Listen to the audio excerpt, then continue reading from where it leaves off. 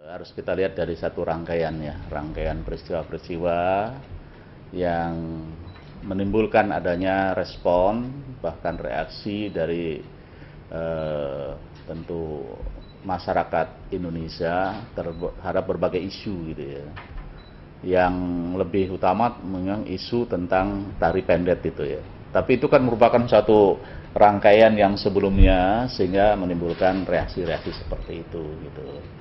Langkah yang sudah dilakukan pemerintah atau kerajaan itu kan sudah ditempuh ya, langkah diplomasi, kemudian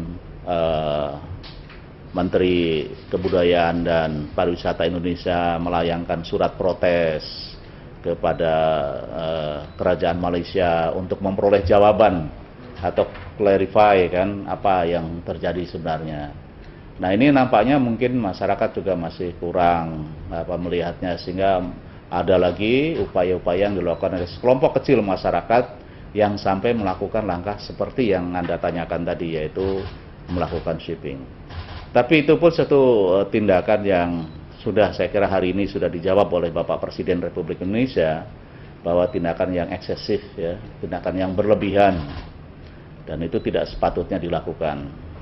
Bahwa protes dengan memakai cara-cara seperti unjuk rasa, demonstrasi, ketidakpuasan itu saya kira tentu bagian daripada kehidupan demokrasi di Indonesia, dan media massa pun akan mengangkat masalah itu tentu dengan harapan kita juga di samping memberikan informasi tetap juga harus bertanggung jawab pada masalah-masalah bangsa dan negara ini juga gitu kan.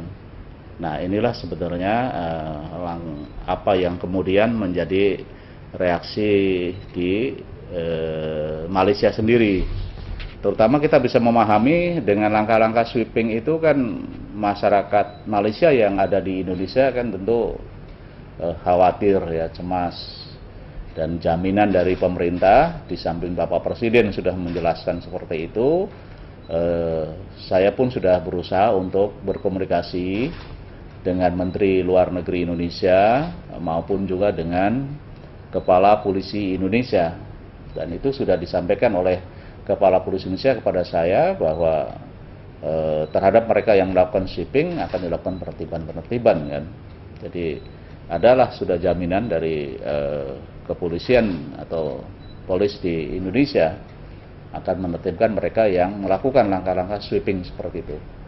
Karena tentu ini disadari oleh kita semua bahwa bukan saja mengganggu hubungan antara dua negara, antara Indonesia dan Malaysia, tetapi juga menimbulkan masalah baru seperti yang disampaikan oleh Bapak Presiden, yaitu tentu image atau citra Indonesia di mata internasional juga terganggu kan.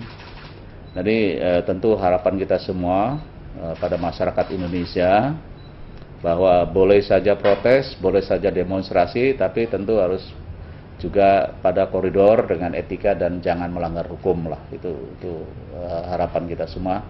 Sehingga setiap ada masalah yang muncul antara dua-dua negara ini tentu harus dilakukan selesaikan dengan berbagai langkah-langkah yang sudah disepakati antara dua negara ini.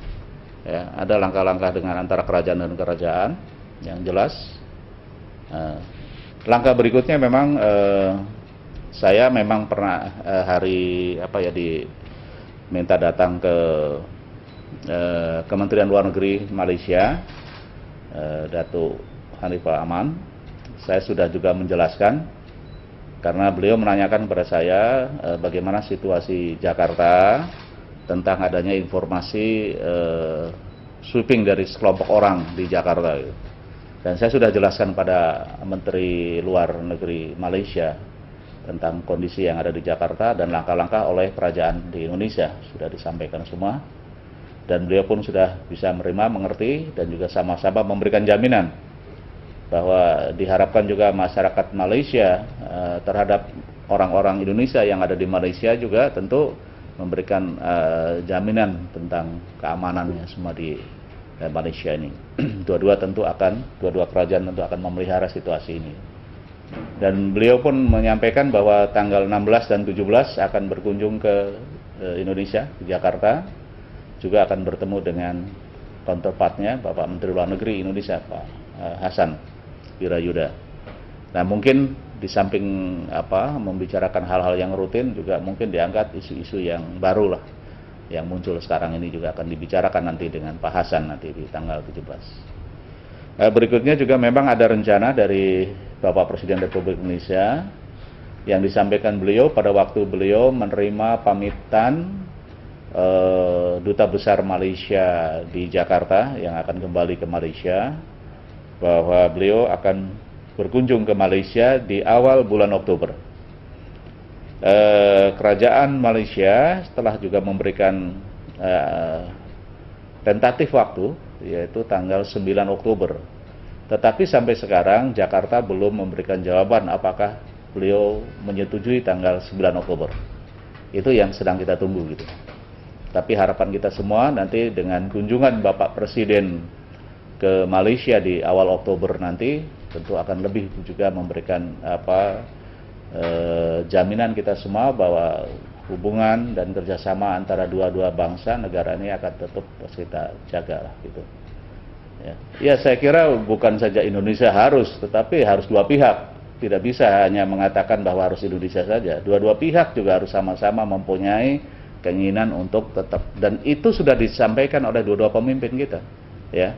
Baik pada level presiden dan perdana menteri, juga pada level-level menteri-menteri atau minister, dan juga saya kira di kalangan tokoh-tokoh antara tokoh Indonesia maupun tokoh Malaysia sama, ya, dengan kehadiran Ketua IPG Indonesia Bapak Tri Sutrisno di Kuala Lumpur kemarin, yang bertemu juga dengan Tun Musa Hitam di sini. Saya kira dua tokoh juga punya pandangan yang sama, ya, dua bangsa, dua negara ini, ya, baik pemimpin-pemimpin kerajaan atau pemerintah, pemimpin tokoh-tokoh masyarakatnya, juga saya kira di kalangan bisnismen juga saya kira ingin tetap memelihara hubungan dua negara ini, karena kita tidak saja negara memang tentu negara yang bertetangga, ya, negara jiran, tetapi juga dua negara ini banyak persamaan yang juga ingin membangun semua bangsanya untuk lebih maju dan lebih sejahtera, ya.